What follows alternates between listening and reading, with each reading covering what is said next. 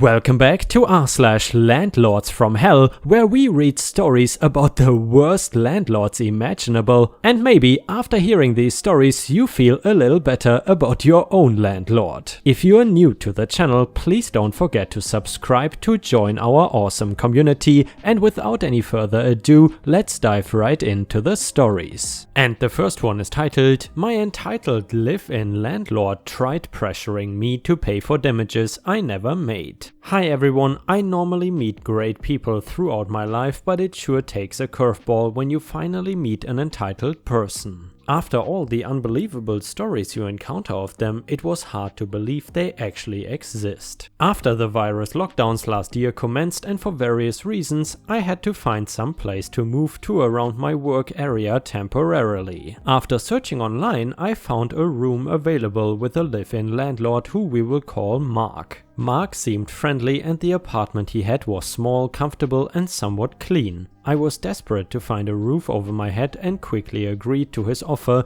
to rent this room for a minimum of 6 months, and I paid a deposit. The room was good, a few scuffs and scratches here and there, but I wasn't the first tenant of his, so this was totally expected and did not bother me. There was no inventory of the room's condition and I didn't feel the need to take note as the whole process had been rather casual. Pro tip: always take an inventory of everything in a place you move into. After the first week I began to realize how this guy truly lived like. I'm generally a clean person and clean up any mess I make or dishes I use immediately out of respect for anyone else living there, and to some regard I expect the same from others, within reason of course. I realized I found myself cleaning up after Mark every day and he would just leave dishes on the counter to eventually be cleaned the following week. At one point, every single plate and utensil had been used and left on the counter, as he began using paper plates instead. I learned that Mark was used to having others clean up for him through a maid, which stopped when I moved in. The place quickly turned dirty, smelled, and he would do loud things at all times of the day, such as blasting the TV volume, shouting down the phone and slamming doors at 6 AM. With these things and long laundry list of other reasons I could go over if someone is curious, after 1 month I already wanted to leave and asked him if he would be willing to terminate the minimum lease early. However, Mark refused. So I was stuck there for 5 months enduring his behavior when I began searching for a new place to stay. He apparently began advertising the room online and there was a visitor coming to see it. I made sure to clean and tidy everything I could for this visitor. I had worked that day, so I left the room open for Mark. I came back that evening and Mark approached me saying we needed to talk. He said the viewer liked the room but was unhappy with the damage to the walls and the smallest of marks on the wardrobe, damage I am convinced was there when I entered, and that I would need to pay for replacements and a repainting of the whole room at a crazy price, all of which would have actually been covered under fair wear and tear in our country's rental laws that I didn't know at the time. He also pointed out that the corkboard I had mounted to the wall would further damage the paint and plastering when removed. I had used the same board in my previous rental and said it would be okay to remove, as I was using wall-safe adhesives, before showing him remove it there and then. It only goes and rips out a small chunk of plaster as I do so. Okay, fine, I said, not wanting further trouble. I messed up there and I will pay for the damages you stated, which realistically would have cost about $50, but he had demanded $400. When I brought this up, he said, "Yeah, but I want it done perfectly and that's the best I can find." Mark would never do any work himself and would always hire someone to do it, such as simple things like assembling furniture, and as such wouldn't let me do the replastering myself. I knew he could pull that money from the deposit I gave, and honestly, I really didn't want to go into that kind of legal trouble, so I simply said I will pay the amount and made him agree for me to fix this wardrobe myself, as it just involved replacing a part. The following week I noticed he had decided to get his kitchen redecorated, despite how he was saying how he was short on cash at the time. No smoking gun, but I couldn't help but feel he intended to use my money to do his kitchen instead. The day of my move out comes and a friend offers to help me. Initially I thought I didn't need to, but eventually agreed with the thought of having a witness present. I could no longer trust Mark. After clearing out the room, we carefully cleaned and inspected everything. After all, I was now suspicious of any further accusations from him. I made Mark inspect the room and he spent about just 30 whole seconds looking around before saying, "Okay, that's fine. I will return your deposit tonight." Sure enough, I leave and the deposit comes through. Great. Only 2 days go by when I get a horrible text from Mark saying how much of a bad housemate I was and that he demanded another $600 for damages before sending photos of scratches I had never seen before. Puzzled, I replied, "I'm sorry Mark, but I've never seen these scratches before, but you inspected the room with me and a witness present and none of us had noticed any damage. You even returned my deposit, so I'm afraid I cannot help you with this, especially as there's no inventory. Best of luck with your new tenant." Mark responded with several more rude messages saying how I had to pay him as I was using that room before, cursing and then trying to guilt trip me into paying. The exact messages are still on my phone, but I really don't want to open them up. I eventually had enough of this all and blocked his number. I apologize that this story was long and probably not as interesting as the other stories here, but this was just an experience I've mostly kept to myself until this post. I live alone now in a great apartment and my present landlady is such a sweet and caring person. And guys, if you have watched until here and enjoy the landlord stories, please don't forget to like the video and maybe even post some star emojis in the comments. Your support is very much appreciated and it means a lot to me. Thank you so much. And the next one is titled, "Ex-landlord says he will see me in court, I take him to court instead and win." Brief backstory: a couple years ago I was in an apartment with my friend and younger sister. My sister was violent towards my friend and I ended up having to get a restraining order against her. She brought in a dog without permission, which caused some damage to the unit. I informed my landlord of the incidences of violence and the damage and sent him pictures. He basically told me to deal with it myself, which I did by getting the protective order. After this, my roommate questioned the legality of holding us responsible for her portion of rent. I told her it was, but she asked our landlord for a copy of the lease to show her uncle anyway, which admittedly was pretty stupid. Up until this point, our landlord had not asked us to leave due to my sister's actions, but he did after the lease was brought into it. We were out by the date he specified on the notice to quit, the first step in the eviction process before the eviction actually occurs. My roommate was there until midnight making sure the place was spotless. We moved to an apartment across the street. 2 weeks had passed since he was informed that we had vacated the unit and we had not gotten anything regarding our security deposit. In our state, a landlord is required by law to either return the remainder of a security deposit within 2 weeks or provide a letter itemizing what the deposit was used for. If they don't, the tenant is owed the entire deposit. If the withholding is willful, the tenant is owed double the original deposit. The landlord had actually told me that he would be going on vacation immediately after we vacated, so I returned our keys to him and waited to see if he would send anything. He never did. After consulting with the tenants' rights group to be sure I was in the right, I sent a pre-formatted letter 16 days after we vacated, which stated the specific laws regarding security deposits and gave him our current address to send either the deposit or receipt to.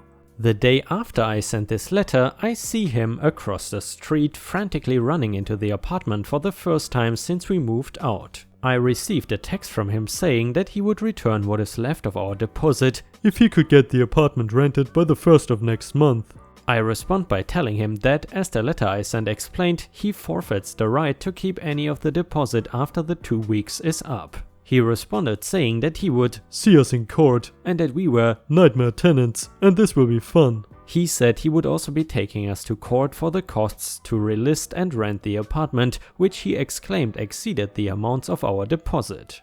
After about a month or two of hearing nothing back, we decided to say screw it and file a small claims suit against him, as he clearly was not going to follow through on his threats. As the person who had almost all communication with him, I was the plaintiff in the case. He brought a letter that was dated for the day he texted me, where he arbitrarily wrote in what he used the deposit on and claimed he sent us the letter.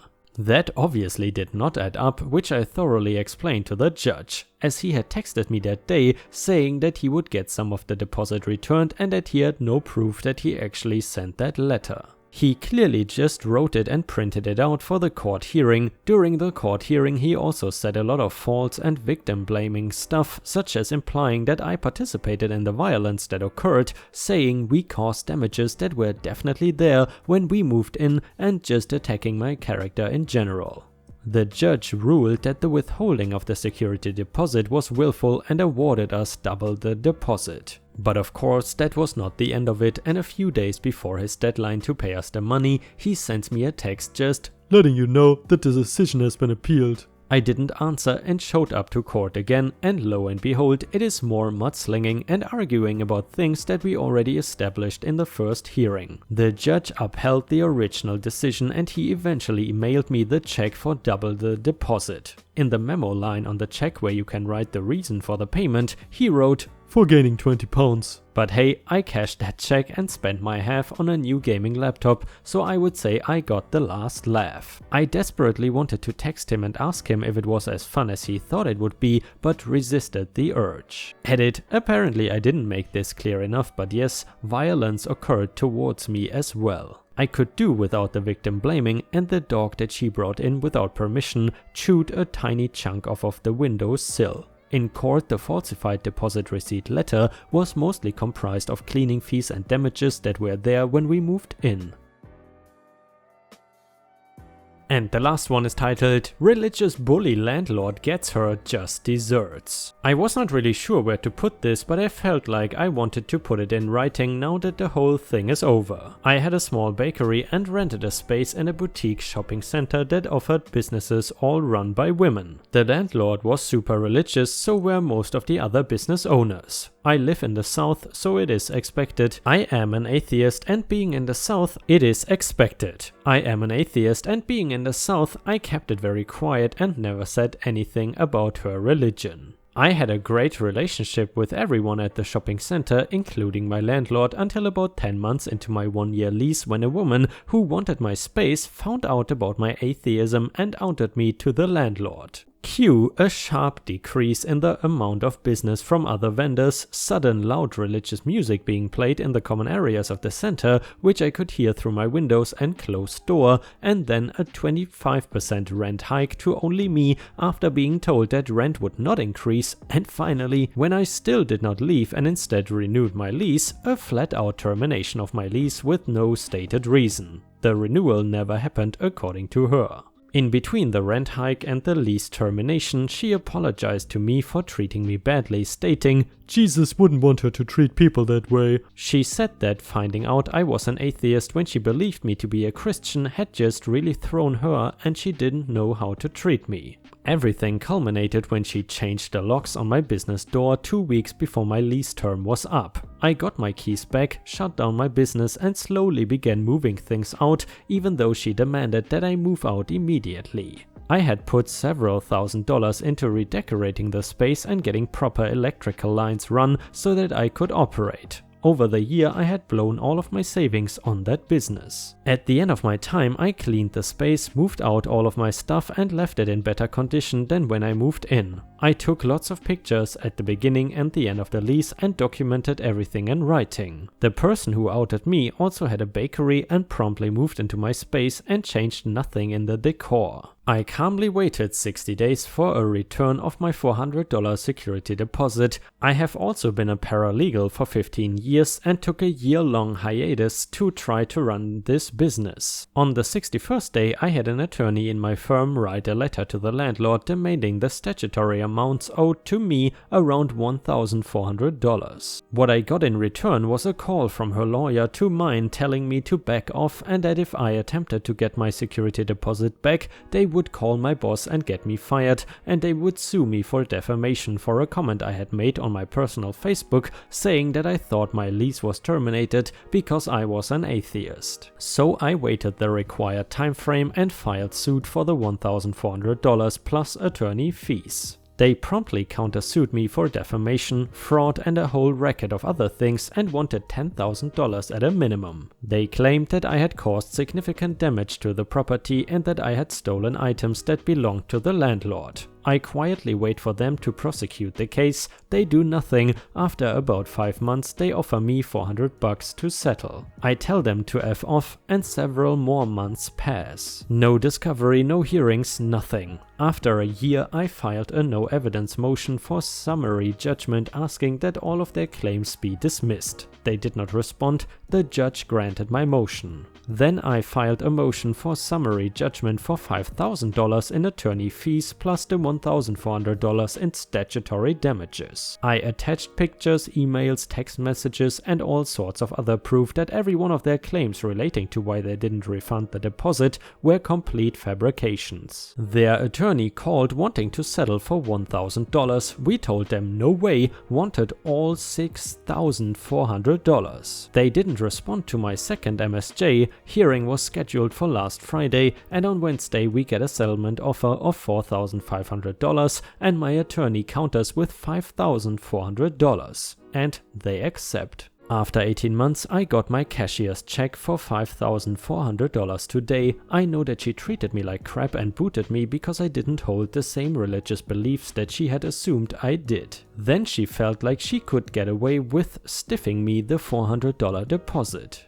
Because of her a-holery, she paid an additional $5,000 and the last most beautiful part, my lawyer was free because I did all of my own paperwork and she just signed off on it and talked to the other lawyer a couple times. Her lawyer definitely not free. I am glad it is over and maybe, just maybe, she will be a slightly better landlord in the future. And guys, unfortunately we have already reached the end of the video. I hope you enjoyed today's stories and if you haven't already, please also go to patreon.com/ripeyoutube where I upload exclusive Reddit videos starting at just $3 a month. This is a great way to support me in case you are interested and the chance for me to become independent from YouTube revenue. Thank you so much for watching, please don't forget to subscribe and like the video and I hope to see you again tomorrow.